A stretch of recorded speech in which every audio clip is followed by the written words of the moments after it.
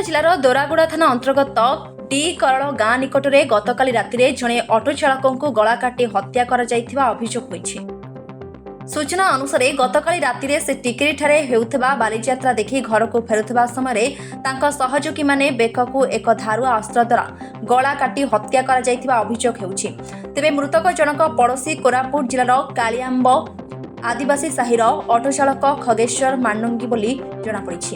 ମୃତକ ଜଣକ 3 ଜଣଙ୍କ ସହିତ ଯାତ୍ରା ଦେଖିବାକୁ ଯାଇ ଘରକୁ ଫେରୁଥିବା ସମୟରେ ଏପରି ଅଘଟଣ ଘଟିଯାଇଥିବା ଜଣାପଡ଼ିଛି।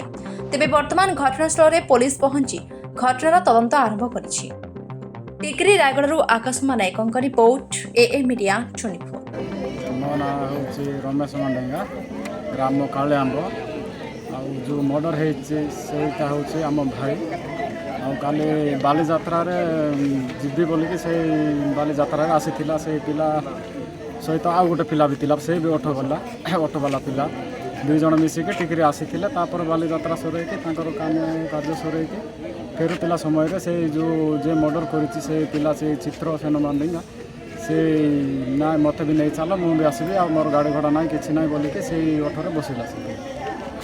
ତାପରେ ସେଇଠୁ ଘର ଫେରିଲା ବେଳକୁ କରଲରୁ ଆମର କରଲରୁ ଜଷ୍ଟ ଆଗକୁ ପ୍ରାୟ 1 କିଲୋମିଟର ନା 1.5 କିଲୋମିଟର ପାଖାପାଖି ହେବ। ସେଇ ଜାଗାରେ ତାକୁ ମର୍ଡ଼ର କରିଛି। ଗଳା କାଟି ଦେଇକି ହତ୍ୟା କରିକି ଆମର ଡ୍ରେନ୍ରେ ଫିଙ୍ଗି ଦେଇଥିଲା ବ୍ରିଜ୍ ତଳକୁ। ଏଇଟା ଆଜ୍ଞା ଆମେ ତ ଦେଖିନୁ, ଆମକୁ ଯେଉଁ ଥାନାରୁ ଫୋନ୍ ଆସିଥିଲା, ନାଇଁ ତୁମ ଭାଇ ଆକ୍ସିଡେଣ୍ଟ ହେଇଯାଇଛି, ଆଉ ଅଟୋରେ ଆମେ ଅଟୋକୁ ନେଇକି ଥାନାକୁ ପଳାଇଲୁ। ଆଉ ତୁମ ଭାଇକୁ କେଉଁ ହସ୍ପିଟାଲ କିଏ ନେଇକି ଯାଇଛନ୍ତି କି କ'ଣ କରିଛନ୍ତି, ଏଠି କିଏ ଲୋକ ନାହାନ୍ତି, ଖାଲି ଅଟୋ ଅଛି। ଖାଲି ଅଟୋ ଥିଲାରୁ ସେଇ ଅଟୋକୁ ଆମେ ଉଠେଇକି ନେଇଛୁ ଥାନାରେ, ତୁରନ୍ତ ଆସ ବୋଲି ଫୋନ୍ କଲାରୁ ଆମେ ଯାଇକି ଦେଖିଲୁ। ଦେଖିଲା ବେଳକୁ ଅଟୋ ସେଇଠି ଅଛି, ଆଉ ଆମ ଭାଇର ଡେଡ୍ ବଡ଼ିଟା ସେଇ ବ୍ରିଜ୍ ତଳେ ପଡ଼ିଥିଲା। ବଡ଼ି ପଡ଼ିଲା ପରେ ସାର୍ଙ୍କ ଆମ ଅଟୋରେ ହିଁ ନେବା ବୋଲିକରି ଯୋଜନା କରିଥିଲୁ। ଅଟୋ ଆଉ ମୋଡ଼ି ଦେଇଛନ୍ତି, ତାଙ୍କେ ଚାବିଟା ଅନ୍ ହେଉନି। ସେଇଥିପାଇଁ ବୋଲିକି ଆମେ ସେଇ ପୋଲିସ ଗାଡ଼ିରେ ହିଁ ବସେଇକି ଆମର ଉଷାପଡ଼ା ମେଡ଼ିକାଲରେ ଆଣିଥିଲୁ। ସାର୍ ମୋର ନାଁ ସୁଶାନ୍ତ ମାଣ୍ଡାଙ୍ଗୀ, ଗ୍ରାମ ହେଉଛି କାଲିଆମ୍ବ, ଆମର ପୋଷ୍ଟ ଡୁମ୍ବାଗୁଡ଼ା, ଆଉ ଦଶମନ୍ତପୁର ହେଉଛି ଆମ ବ୍ଲକ ଆଉ ଜିଲ୍ଲା କୋରାପୁଟ। କାଲି ବାଲିଯାତ୍ରା ଥିଲା ସାର୍ ଟିକିରିରେ। ବାଲିଯାତ୍ରାରେ ମୋ ଭାଇ ଆଉ ତା ସହିତ ଜଣେ ସେ ବି ଜଣେ ଅଟୋ ଚଲାଉଛି, ରମାକାନ୍ତ ମାଝୀ।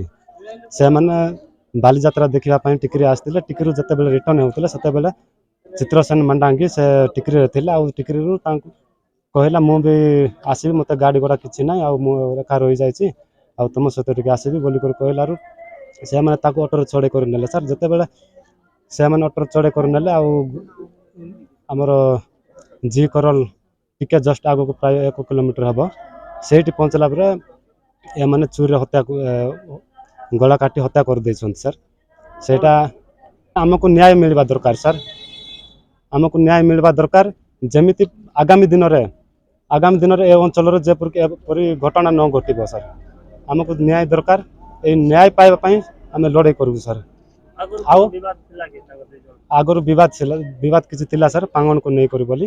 ସେ ପାଙ୍ଗଣକୁ ନେଇକରି ସେଟା ଗ୍ରାମ ସଭା ବସିଥିଲା। ସେତେବେଳେ ସମସ୍ତେ କହିଥିଲେ ଏ ପ୍ରତି କିଛି ଅନ୍ଧବିଶ୍ୱାସ ଛାଡ଼, ଆଉ ପିଲାକୁ ଟ୍ରିଟମେଣ୍ଟ କରିକି ନେଇକି ଆସ ମେଡ଼ିକାଲ ବୋଲି କୁହାଯାଇଥିଲା। ସାର୍ ଆଉ ସେଠାରେ ସବୁ କମ୍ପ୍ରମାଇଜ୍ ହେଇଯାଇଥିଲା। ସାର୍ ଯେତେବେଳେ କମ୍ପ୍ରମାଇଜ୍ ହେଇଥିଲା ତାର ଆଉ କ'ଣ ରିସା ରଖିଥିଲା, ସେ ଉପରେ ନେଇକରି ଆମ ଭାଇକୁ ଏ ପ୍ରକାର ହତ୍ୟା କରିଛି। ସାର୍ ନା mir inyu edai elakhan inyu tisari pasi ka banyu dorkara